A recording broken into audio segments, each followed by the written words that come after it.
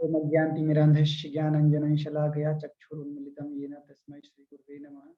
नमो ओम विष्णुपदाय कृष्णपृष्ठाय भूतले श्रीमते भक्तिवेदान्त स्वामिनिति नाम्ने। नमस्ते सरस्वती देवे गौरवाणी प्रचारणे निर्विशेष शून्यवादी पाश्चात्य देशतारणे।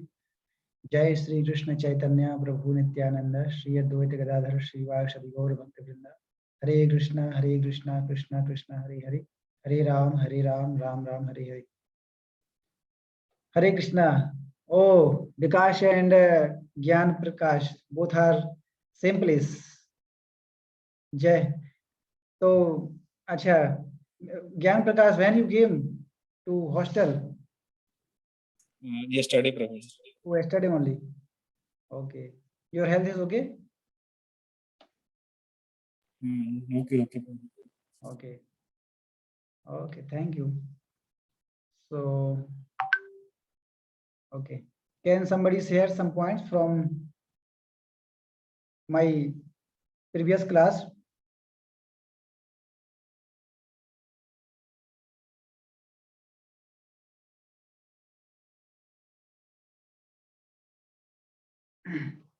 Yes, anyone? भूल गए होंगे, 2 दिन हो गए ना, तो भूल गए होंगे सब लोग। 2 दिन भी ऐसे लग रहा होगा जैसे 1 महीने पहले क्लास हुई थी, ऐसा लग रहा है क्या? Shubhasish, do you remember some points? जी प्रभु जी। Yes, Shubhasish शेयर करता है बस, बाकी सब तो याद है। प्रभु जी, वो पिछले बार जो श्लोक हुआ था वो हुआ था ये वाला, जो जन्म कर्म च मे दिव्यम यो वेति तत्वतः त्यक्त्वा देहम पुनर्जन्मम नेति मामेति सो अर्जुन। तो आपने बोला था कि जो इस तथ्य को जान लेता है कि भगवान का जो जन्म है और कर्म है वो दिव्य है, तो वो वास्तव में इस संसार से छूट जाता है। और आपने ये भी कहा था कि मतलब ये जो जगत है ये वास्तव में एक दुखालय है, और हम इस चीज को नहीं जान पाते हैं, और इसीलिए हम मतलब इस जगत के ऑब्जेक्ट्स के साथ अटैच रहते हैं। हम भगवान के जो कर्म है, मतलब जो आम इंसान होते, जो मूर्ख होते, जो नहीं जानते, वो बोलते हैं कि भगवान तो ऐसे ही मतलब इंसान का रूप धारण करके है, मतलब वो तो इंसान ही है, वो भगवान को नहीं जान पाते। तो इसीलिए वो कभी इस मनुष्य मतलब इस शरीर से वो कभी छूट नहीं पाते। लेकिन भगवान बोले कि जो इस चीज को जान, मतलब जो प्योर डिवोटी होता है, जो इस चीज को जान लेता है, वो मरने के बाद वो भगवान के धाम में ही चला जाता है। जी। Okay, very good, very nice. Subhashish ने बहुत अच्छा पॉइंट शेयर किया क्योंकि उसने नोट्स बनाए थे। Yes, very nice. Anyone? Because do you remember any point?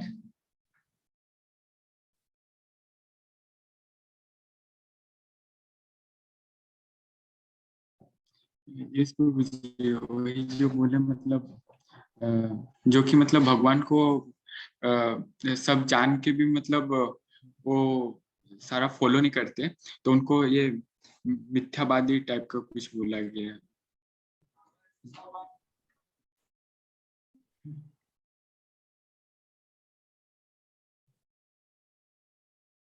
Okay, ठीक है। I think Kamal Lochan Prabhu will be in library, so he can't speak. Okay, so start करते हैं आज के सेशन से।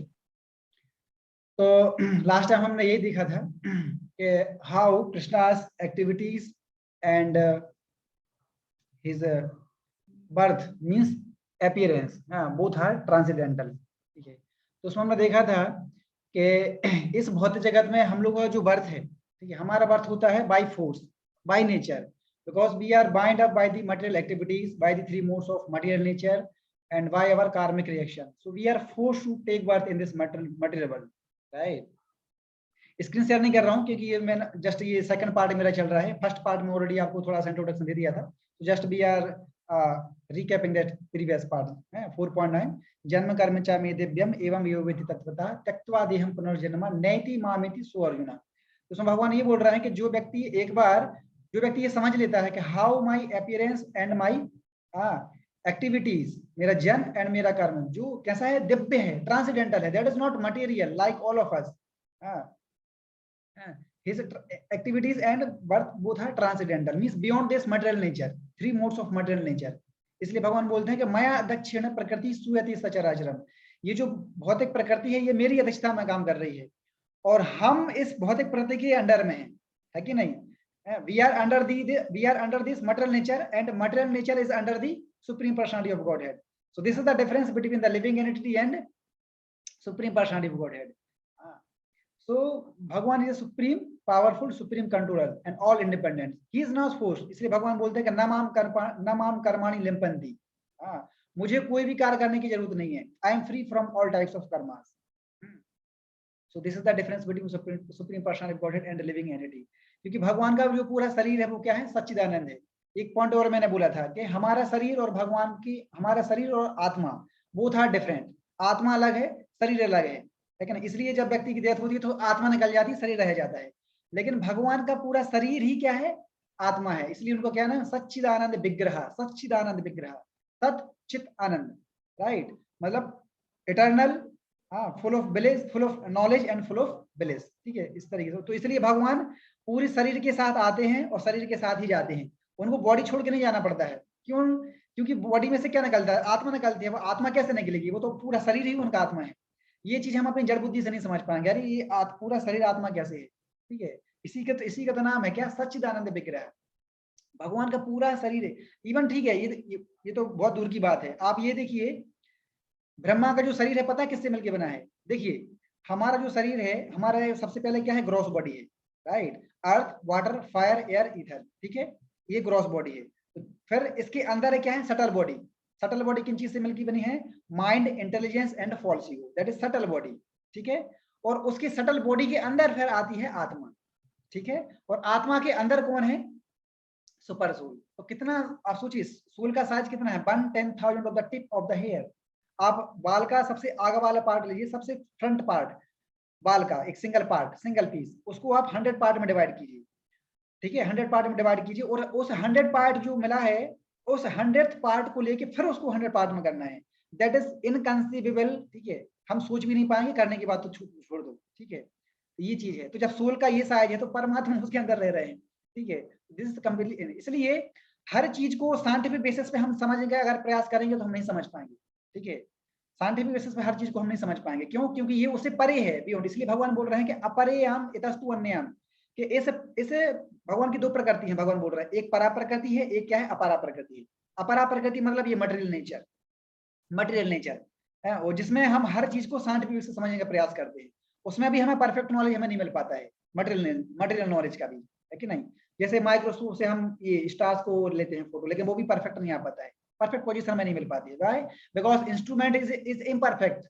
Why instrument is imperfect? क्योंकि जिस व्यक्ति ने बनाया है उसके सेंसेस भी इम्परफेक्ट हैं, तो वो कैसे इंस्ट्रूमेंट परफेक्ट होगा? राइट? तो इसलिए हाइजेनबर्ग का अनिश्चितता का सिद्धांत आप लोगों ने पढ़ा होगा. हाइजेनबर्ग का अनिश्चितता का सिद्धांत क्या था?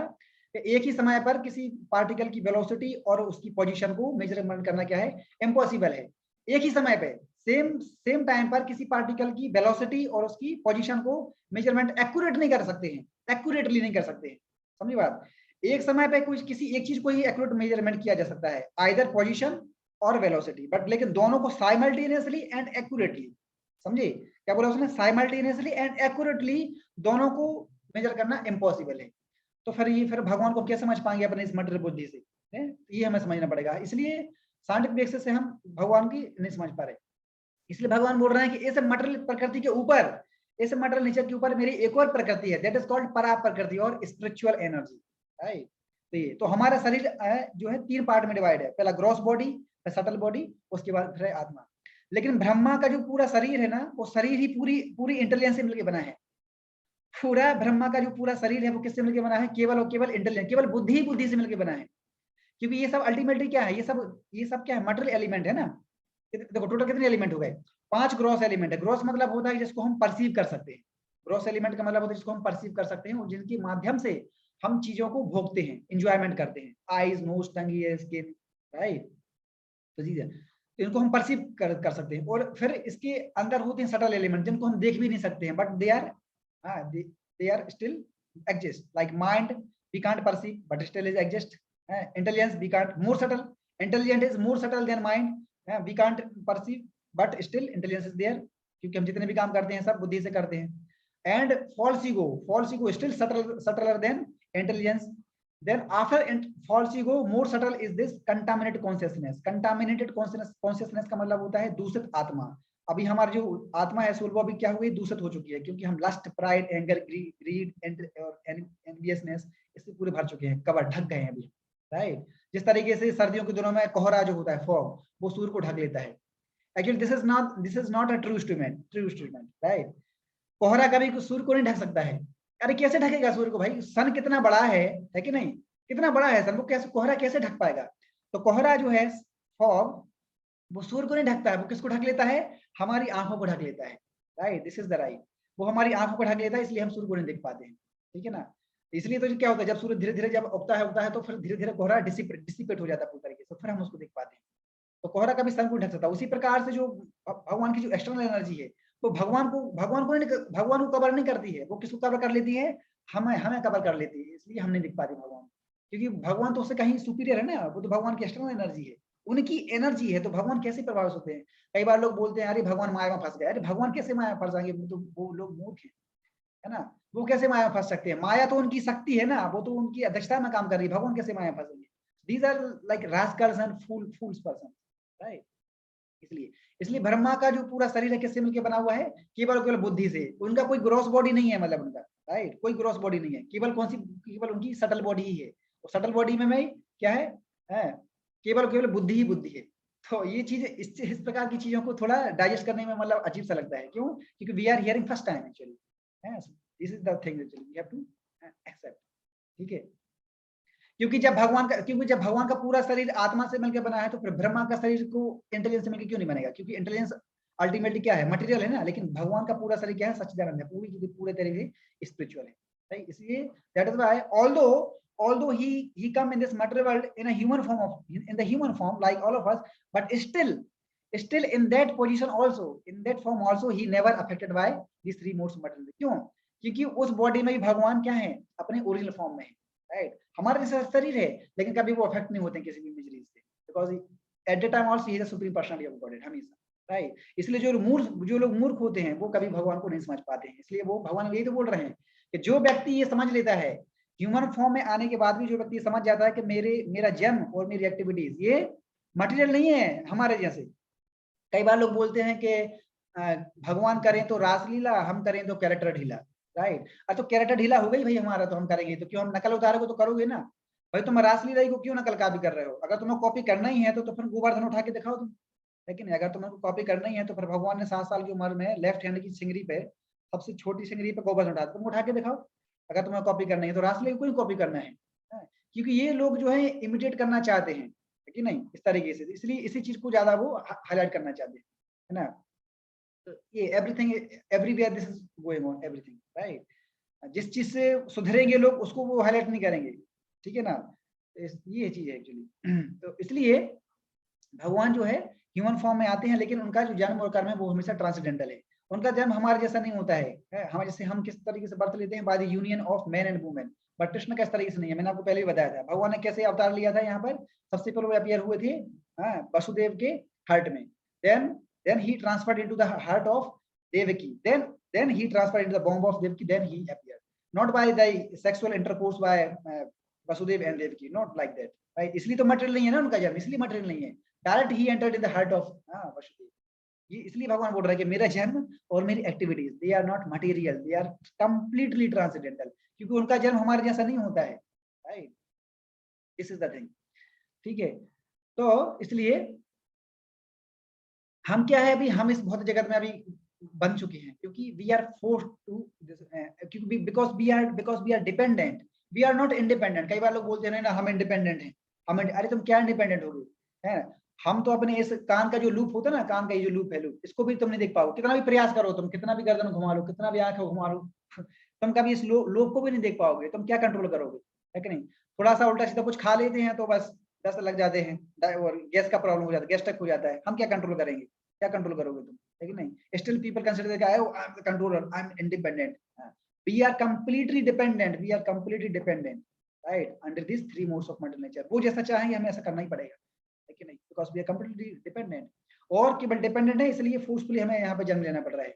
हमारी इच्छा नहीं है, इच्छा नहीं होती है एक्चुअली, लेकिन फिर भी क्या है, वी आर फोर्स्ड बिकॉज कर्मणा दैव नेत्रिणा जंतु देहोपत्ति, by the our karmas, previous karmas and by the under the supervision of the demigods, दोनों के प्रयास से हमें यहाँ पर जन्म लेना ही पड़ता है। We are completely dependent. कैसे बोल सकते हैं हम independent? No, we are completely, भगवान बोल रहे हैं ना, देवी हिंसा गुणमयी मम माया दुरतया, कि मेरी जो प्रकृति है, मेरी जो प्रकृति है, डिवाइन नेचर, वो कैसी है? दुरतया, is very very difficult to cross it, very very difficult, है ना, क्योंकि भगवान की एक्सटर्नल माया, भगवान की एक्सटर्नल पोटेंसी महामाया दुर्गा देवी उतने ही पावरफुल है जितने की भगवान है, सेम है एक्चुअली, है ना। तो हम कैसे पार करेंगे? ठीक है, इसलिए जब तक हम भक्तों का आशीर्वाद नहीं करेंगे तब तक it is very very difficult. क्यों? क्योंकि it is like a ocean. कोई व्यक्ति कितना भी तैरना क्यों जानता हो, भले ही आप पूरे वर्ल्ड में रिकॉर्ड लाए हो, पूरे फर्स्ट आप स्विमर हो, पूरे वर्ल्ड के सबसे टॉप हो, लेकिन अगर आपको बोलेंगे समुद्र में तैर के दिखाओ, समुद्र में नहीं देख पाओगे। क्यों? वो अथाह है, कितना तैरोगे, सांस फूल जाएगी, आप मर जाओगे वहां पर, ठीक है ना। कितना तैरोगे आप? अनलिमिटेड समुद्र है, लहरें इतनी जोर जोर से आती हैं कि वो दबा देंगी आपको अंदर, है कि नहीं। तो ये तो हमें इससे पता चलता है कि हाउ, जब भगवान की ये सब क्या है, शक्ति है, एनर्जी है ना, समुद्र मतलब भगवान की एनर्जी है, तो जब एनर्जी इतनी पावरफुल है तो भगवान कितनी पावरफुल होंगे, है ना। तो इससे हम अंदाजा लगा सकते हैं। सो भगवान इसमें ये बोल रहे हैं कि this divine energy of mind consisting of 3 modes of material nature is difficult to overcome, very difficult to overcome, है ना। अरे हम अपने इंद्रियों को कहीं, हम अपने इंद्रिय जो है हमारे सेंसेस हैं, आंख कान नाक जीभ त्वचा, इसको हम कंट्रोल नहीं कर पा रहे हैं। थोड़ी थोड़ी चीज पे हम एजिटेट हो जाते हैं, है ना। खाने पे हमारा कंट्रोल नहीं है, जीभ पे हमारा कंट्रोल नहीं है ना। हम क्या कंट्रोल करेंगे? और हम बोलते हैं कि हम इंडिपेंडेंट है। कैसे इंडिपेंडेंट है? We are completely dependent. हम अपने सेंस के दास बन चुके हैं, ठीक है। बनना क्या चाहिए? हमें बनना चाहिए मास्टर ऑफ द सेंसेस, लेकिन अभी हम क्या बन चुके हैं? Servant of the senses, right, समझे। इसलिए हमारा प्रयास क्या है? हमारा प्रयास है we have to become master of the senses. इसलिए भगवान बोल रहे हैं ऋषिकेन ऋषिकेश सेवनम भक्ति उच्यते। So the purpose of Krishna consciousness is to become master of the senses, not servant of the senses.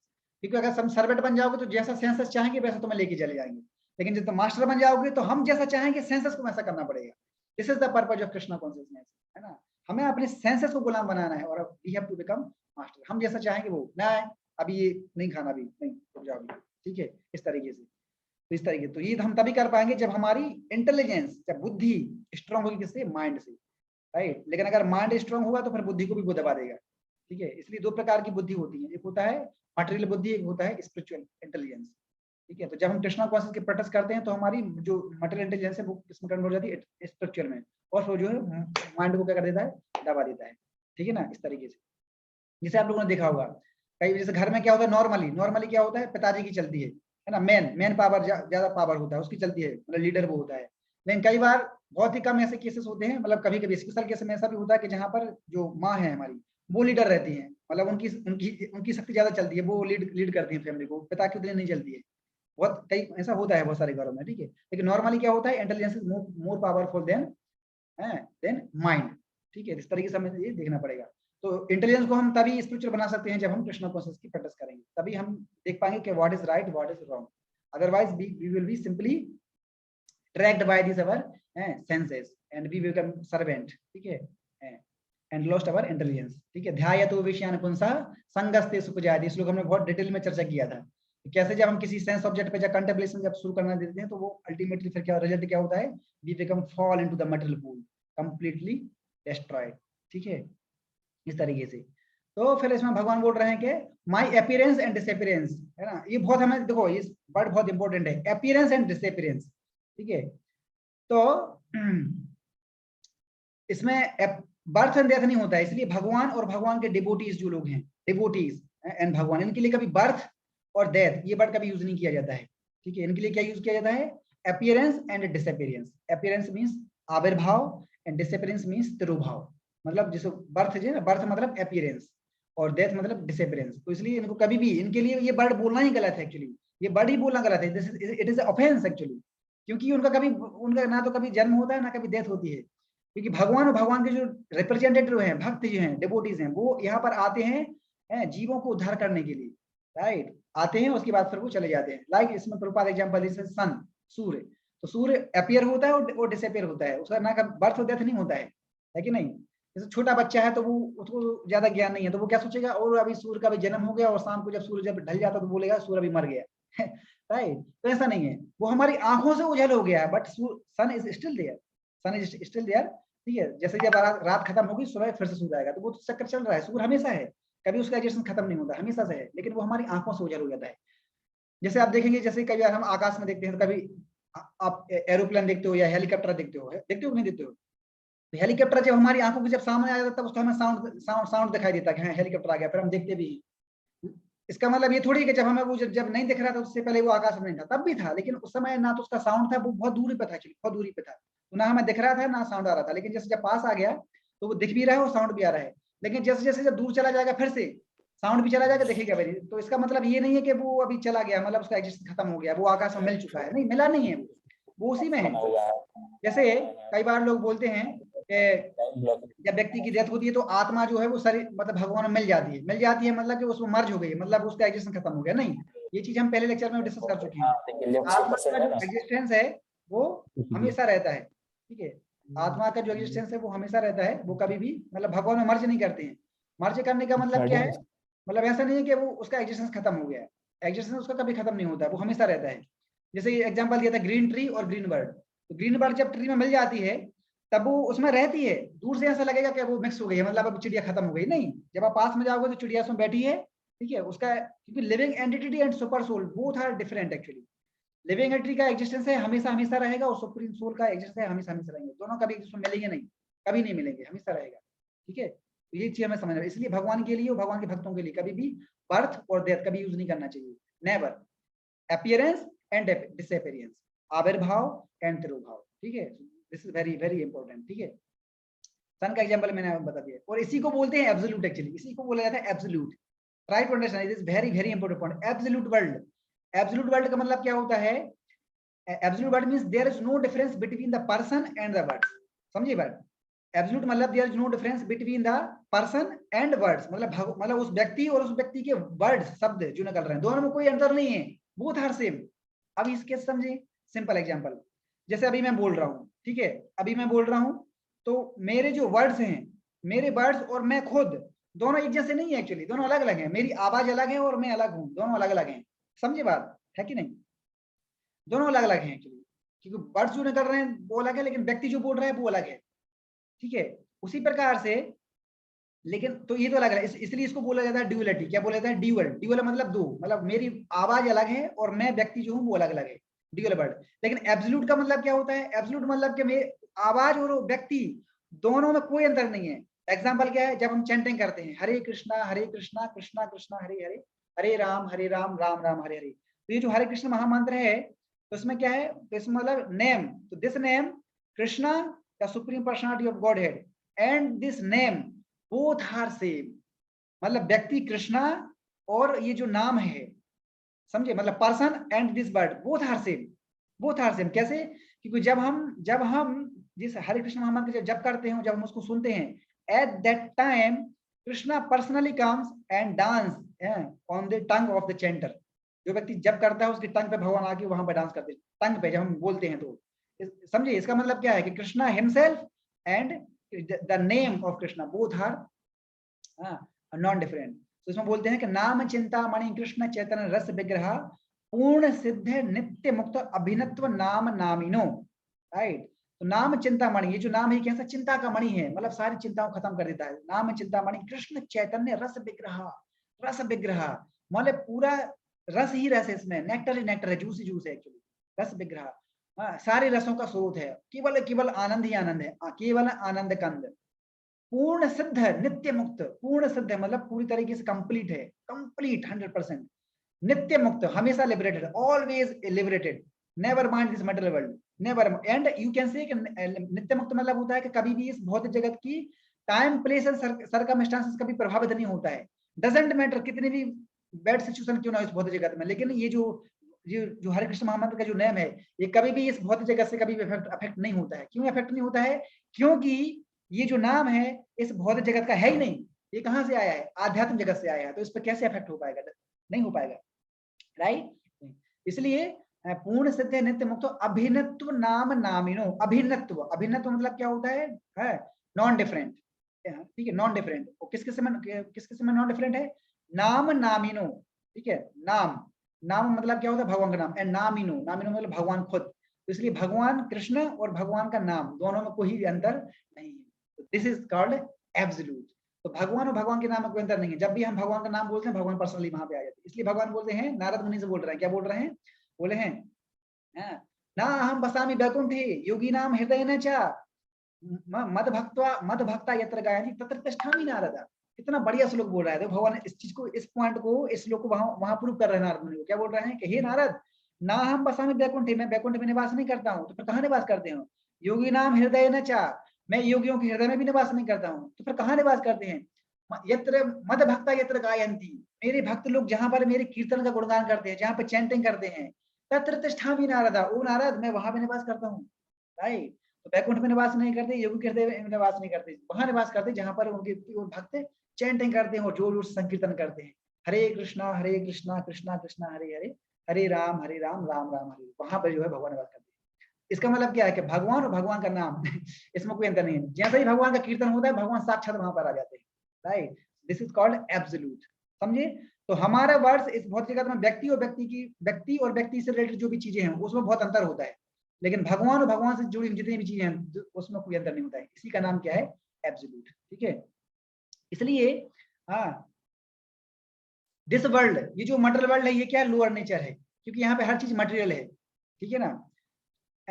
लेकिन जो लिविंग एंटिटी है, लिविंग एंटिटी वो क्या है? Higher nature, superior nature. ठीक है, इसलिए सुपीरियर नेचर लोअर नेचर को कंट्रोल कर सकती है, सुपीरियर नेचर लोअर नेचर को कंट्रोल कर सकती है। ठीक है, इसलिए यही तो रीजन है। इस भौतिक जगत में हर व्यक्ति मास्टर बनने का प्रयास कर रहा है, लॉर्ड ऊपर द मटेरियल नेचर। हर व्यक्ति चाहता है कि ये हर चीज मेरे भोग के लिए बनी, क्योंकि जीव जो है लिविंग एंटिटी वो सुपीरियर है, और मटेरियल नेचर क्या है? लोअर नेचर है। इसलिए हर व्यक्ति भोग करने का प्रयास करता है। हाँ, आई am the controller and this thing is made for my enjoyment. भूल जाते हैं कि नहीं भाई, हम एंजॉय नहीं है, हम कंट्रोल नहीं है। Krishna is the real enjoyer, Krishna is the real control, and everything is meant for his own enjoyment, not for our enjoyment. We are the servant, we are prakriti, we are female. मैंने पहले भी बताया था, we are prakriti, we are female, female प्रकृति और enjoyed, and Krishna is the purush और mail और enjoyer. समझे? हर चीज भगवान की सेवा में है, और हम सब भी जीवात्मा भी भगवान की सेवा के लिए है। ठीक है, इसलिए इसमें बहुत अच्छा एग्जांपल इसमें ये आता है कि जब व्यक्ति कृष्णा कॉन्शियसनेस में जब आ जाता है, तो फिर व्यक्ति अपनी रियल कॉन्शियस पोजीशन को प्राप्त कर लेता है। उसको समझ आता है कि यस, जीवेर स्वरूप है कृष्णेर नित्यदास।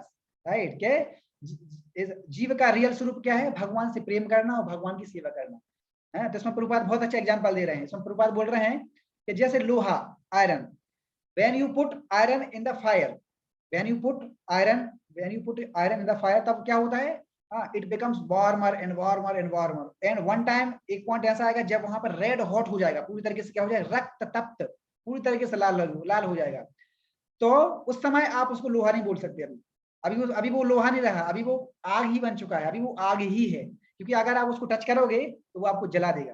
राइट, तो एट दैट टाइम लोहा जो है उसने अपनी फायर क्वालिटी अचीव कर ली है, मतलब वो अपनी उसी क्वालिटी में आ गया है। तो उसी प्रकार से जब condition souls like all of us, जब कृष्णा कॉन्शियसनेस एक्सेप्ट करते हैं, जब भक्ति में जब आ जाते हैं, तो हमारी रियल कॉन्स्टिट्यूशन पोजीशन हम आ जाते हैं कि oh we are not this controller, I am not the enjoyer, I am not body, I am the spirit soul, and my only purpose is to serve and love supreme personal God.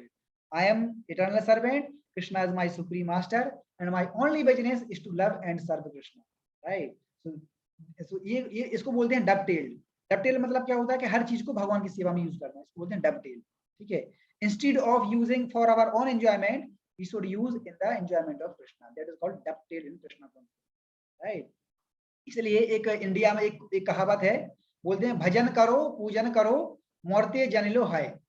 भजन करो पूजन करो मोरते जनले है, मतलब इसका मतलब क्या है कि जैसे भी तुम मेडिटेट करो, कैसे भी तुम मतलब कैसे भी मेडिटेशन कर रहे हो, ठीक है, you may be very great meditator, बड़े से बड़े योगी क्यों ना हो, और यू मे बी ग्रेट रिलीजियसनिस्ट, तुम बड़े से बड़े कितने भी धार्मिक व्यक्ति क्यों ना हो, वो कितने बड़े योगी क्यों ना हो, वो कितने भी बड़े लर्नेड स्कॉलर, पंडित, विद्वान कितने भी बड़े क्यों ना हो, everything will be tested at the time of your death. ठीक है, डेथ के समय पे सब चेक हो जाएगा कि तुमने कितना तपस्या की है, कितना भक्ति की है, क्योंकि अभी हो सकता है कि हम धोखा दे सकते हैं दूसरों को, हाँ हम एक्सटर्नली मैकेनिकली हम जब कर रहे हैं अच्छे से सब कुछ कर रहे हैं, हो सकता है कि तुम बाहर से दिखावा कर रहे हो, ठीक है, कोई दिक्कत नहीं है, लेकिन डेथ के समय पे ये अपने आप चेक हो जाएगा तुम कितने दूध में थे कितने पानी में थे उस समय पे, राइट। अगर तुम केवल दिखावा कर रहे थे तो again you have to get material body, लेकिन अगर वास्तव में अगर तुम सिंसियर तरीके से कर रहे थे तो now you go home back to God head.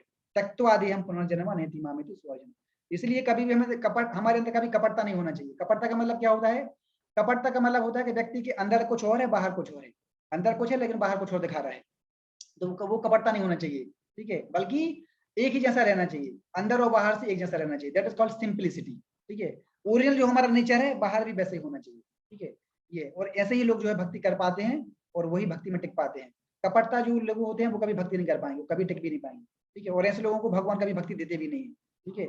इसलिए भक्ति केवल वही भक्ति कर सकते जो हृदय से बहुत सरल है, सिंपल है, क्योंकि भक्ति के लिए केवल भाव चाहिए बस, ठीक है। इसके लिए कोई मटेरियल एजुकेशन नहीं चाहिए, no material education is required, simply we have to become simple and humble, ठीक है। जितना हम, क्योंकि बोलते हैं सरलता ही वैष्णवता है, this system is very very important.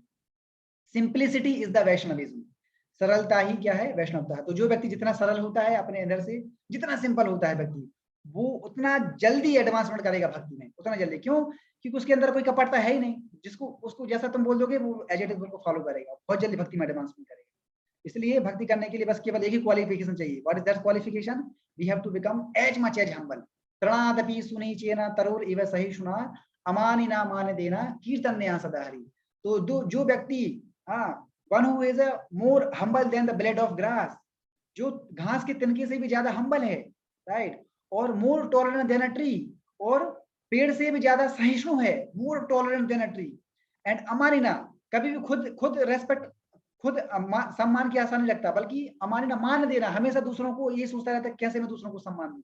एक चीज हमेशा ध्यान रखना, हम जितना दूसरों को सम्मान करेंगे उतना ही सम्मान हमें मिलेगा, राइट।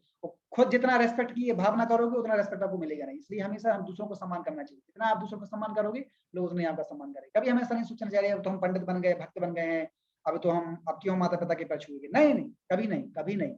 व्यक्ति जितना ज्यादा भक्ति करेगा ना, जितना एडवांसमेंट करेगा, उतना ज्यादा हम्बल बनता है, उतना दूसरों के आगे झुकता है, और उतना ही उसका रेस्पेक्ट बनता है, right. This is called sadhu, right. साधु जब आप साधु बन जाओगे ना, तब आप लोगों का सम्मान करना सीख जाओगे, right. Yes, I am Sadhu, I am simple, मैंने कितने ज्यादा पाप कर्म किए। देखो, जो व्यक्ति आपके अंदर जितनी साधुता आ जाएगी ना, जितना ज्यादा आप भक्ति करोगे ना, उतना ज्यादा आप, मतलब हमारे हृदय की जो अनर्थ है ना वो बाहर निकल जाएंगे। अभी क्या है ना, दबे हुए हैं, तो हम पहचान नहीं पा रहे हैं कि हमने कितनी सारी सिंफुल एक्टिविटी की है।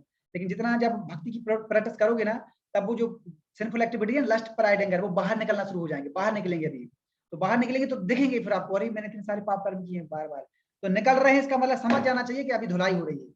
निकल रहे हैं मतलब समझ जाना चाहिए कि अभी हाँ धुलाई हो रही है, मतलब अभी साफ हो रहा है हृदय, राइट। इसलिए भक्त जो होता है वो महसूस कर सकता है कि हाँ अभी जो है प्यूरिफिकेशन हो रहा है, और वो अपने आप को बहुत ही पतित समझता है। इसलिए भक्ति विनोद ठाकुर ने जितने वैष्णव सॉन्ग लिखे उनने सारे वैष्णव सॉन्ग में केवल यही चीज बताई है कि मैं कितना पतित हूँ, हमारा जीवन सदा पापे रहता, उसमें बोल रहा है भक्ति विनोद ठाकुर, हमारा जीवन सदा पापी रहता हो, कि मेरा जीवन हमेशा से पापी ही रहा है, मैंने कितने सारे पाप कर्म किए। उन्हें नहीं किए हैं, लेकिन हमें बता रहे हैं बोल के लिए उनके एग्जाम्पल से कि मैंने कितने पाप किए हैं। ना ही को पुण्य रिले से, एक किंचित मात्र भी मैंने पुण्य नहीं किया, केवल पाप ही पाप किए।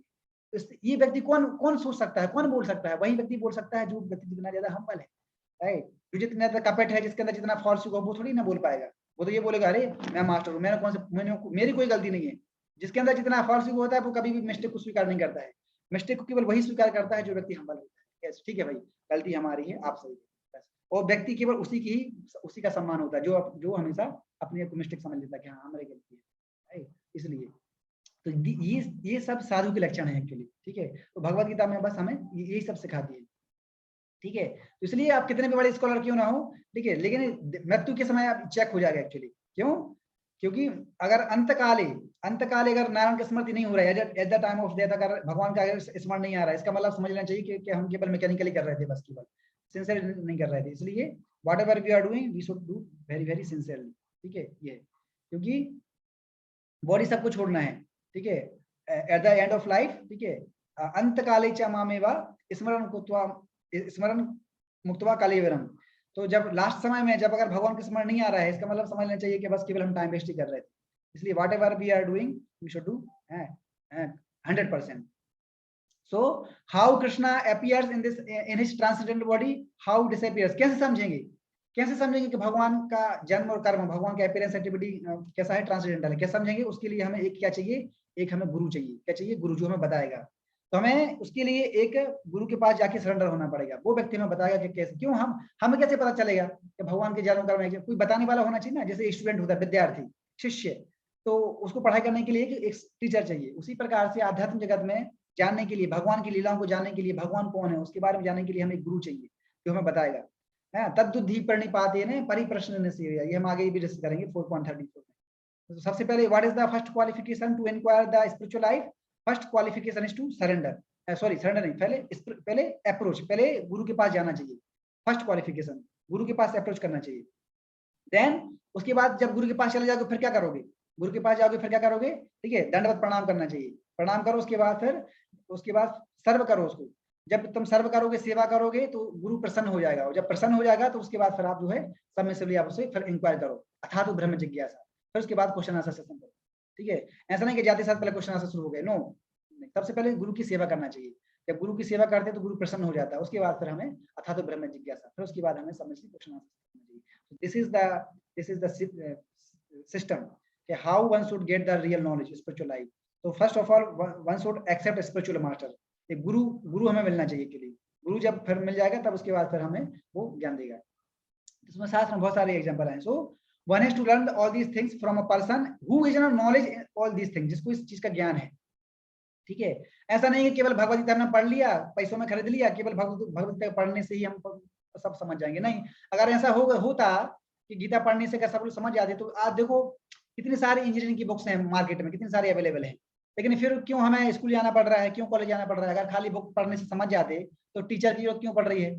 इसका मतलब ये है कि केवल बुक रीडिंग से, केवल शास्त्र अध्ययन से व्यक्ति भगवान को नहीं समझ सकता है, या मटेरियल विद्या को नहीं समझ पाएगा। उसके लिए हर जगह, हर स्टेप पे हमें गुरु की जरूरत है ही, क्योंकि वो समझा सकता है, क्योंकि उसने समझा हुआ है इसलिए। So therefore any person who is seriously desires real happiness must seek a bona fide spiritual master and take shelter of him by accepting him। ठीक है, इसलिए so the qualification of bona fide guru is that he has realized the conclusion of scriptures, क्योंकि उसने शास्त्रों को पढ़ा है तत्वतः। इसमें ना तत्वतः का मतलब क्या है? तो गुरु ने उसको तत्वतः एज इट इज उसको समझ लिया है, और फिर वो जो हमें नॉलेज बता सकता है एज इट इज। ठीक है, इसलिए, और वो दूसरों को कन्विंस कर सकता है। क्यों? क्योंकि उसने कंक्लूजन उसका मतलब पढ़ लिया, समझ लिया कि इस कंक्लूजन क्या है, फिर वो आपको इंपार्ट कर देगा। ठीक है, हम खुद से पढ़ेंगे तो टाइम मैनेज वेस्ट चला जाएगा, समझ नहीं पाएंगे। ठीक है, इसलिए बड़े बड़े विद्वान लोग भी नहीं समझ पाते हैं। ठीक है, क्यों? क्योंकि because they are not in bona fide संप्रदाय। ठीक है, अब देखिए हर जगह पे गुरु की जरूरत है, हर जगह पे गुरु चाहिए, बिना गुरु के कोई नहीं रहा है। इवन भगवान कृष्ण देखिए, Krishna all the Krishna the supreme personality of God head, वो साक्षात भगवान है, लेकिन उन्होंने भी गुरु को स्वीकार किया। किस लिए? इसलिए नहीं कि उनको सच्चा चाहिए, नहीं, केवल एक आम आदमी को एक आदर्श एग्जाम्पल, आदर्श उदाहरण स्थापित करने के लिए भगवान ने गुरु को एक्सेप्ट किया। वो तो जगत गुरु हैं। कृष्ण वंदे जगत गुरु, अरे वो तो पूरे वर्ल्ड के अनंत कोटि ब्रह्मांड के स्पिरिचुअल मास्टर जिन्होंने ब्रह्मा को नॉलेज दिया, उनको क्या गुरु की जरूरत है? लेकिन क्योंकि जब वो ह्यूमन फॉर्म में आते हैं तो एक एग्जाम्पल सेट करने के लिए कि हाँ, कि जब हमें ह्यूमन फॉर्म मिला है तो हमें आध्यात्मिक नॉलेज कैसे ज्ञान करना चाहिए, हाँ, हमें एक गुरु की तलाश करना चाहिए, गुरु के पास जाना चाहिए। तो उस एग्जाम्पल को बताने के लिए, उस एग्जाम्पल को शो करने के लिए भगवान खुद उज्जैन में, अवंती में जाकर और सांदीपनि मुनि के पास जाके उनसे विद्या ग्रहण करते हैं। एवं उस एग्जाम्पल से भी हम दे सकते हैं कि भगवान उस समय भी भगवान ही है, वो हमेशा भगवान रहते हैं। विदिन 64 डेज, 64 दिन के अंदर भगवान ने 64 कलाएं सीख ली थी। एक दिन में एक कला सीखी, खत्म, उसी दिन सर्टिफिकेट खत्म, दूसरे दिन से दूसरी विद्या। कौन कर सकता है ऐसा भाई? ठीक है, कितना है, तो ये सीखिए। तो उसे फिर देखिए, बड़े से बड़े, चाहे रामानुजाचार्य हो, चाहे शंकराचार्य हो, विष्णु स्वामी निम्बार्काचार्य, कोई भी हो, बड़े से बड़े लीडर देख लीजिए, चंद्रगुप्त मौर्य देख लीजिए, चाणक्य पंडित, हर मतलब हर जगह, हर स्टेप पे जो है गुरु की जरूरत है ही, क्योंकि बिना गुरु के व्यक्ति भी आध्यात्मिक जगत में प्रगति नहीं कर पाएगा, कभी नहीं कर पाएगा। क्यों?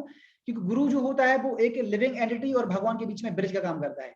जैसे एक प्लेटफॉर्म से दूसरे प्लेटफॉर्म पे जाने के लिए ब्रिज होता है, सो गुरु इज लाइक अ ब्रिज, जो कि लिविंग एंटिटी को, जीवात्मा को भगवान से कनेक्ट करता है। अगर गुरु नहीं होगा तो हम कभी भगवान तक नहीं पहुंच पाएंगे, इम्पॉसिबल। इसलिए गुरु वो ब्रिज का काम करता है।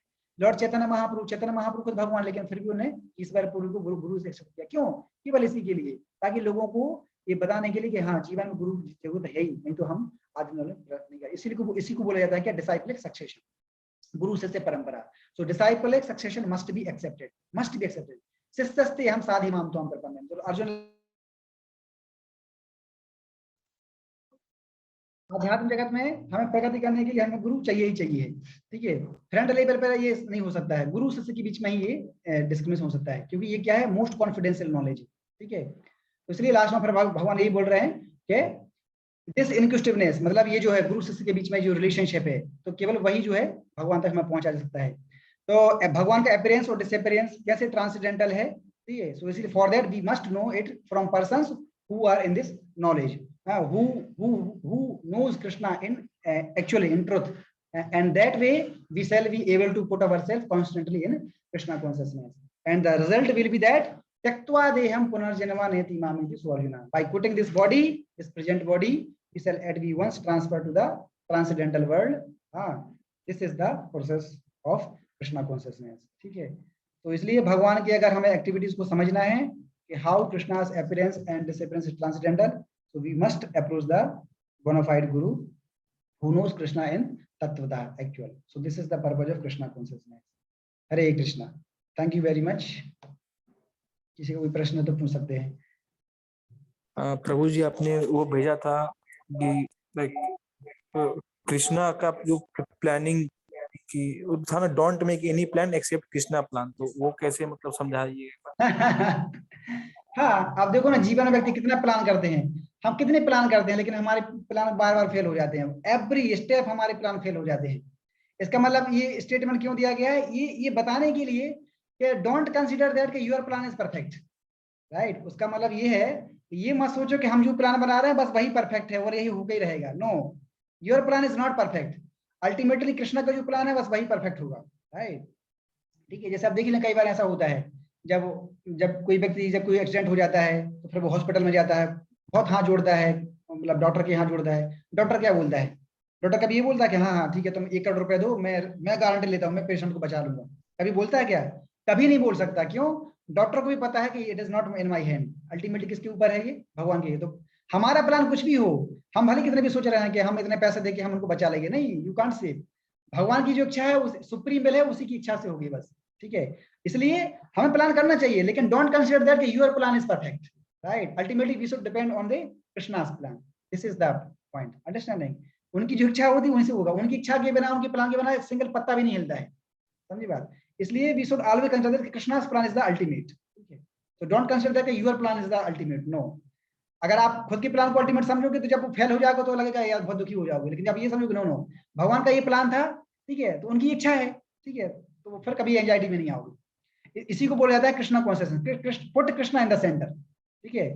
इसलिए ड्राइवर की सीट पे खुद मत बैठो, तुम पीछे बैठ जाओ, कृष्ण को चलाने दो, ठीक है। वो जैसा घुमाएंगे उनको ले जाने दो बस। वो तुम्हें उनको बैठा दोगे तो वो तुम्हें गोलोक वृंदावन लेके जाएंगे, और तुम बैठ जाओगे तो हो जाएगा, एक्सीडेंट हो जाएगा यहीं पर। ठीक है, इसलिए समझे बात? जी प्रभु जी। यस। Any other question?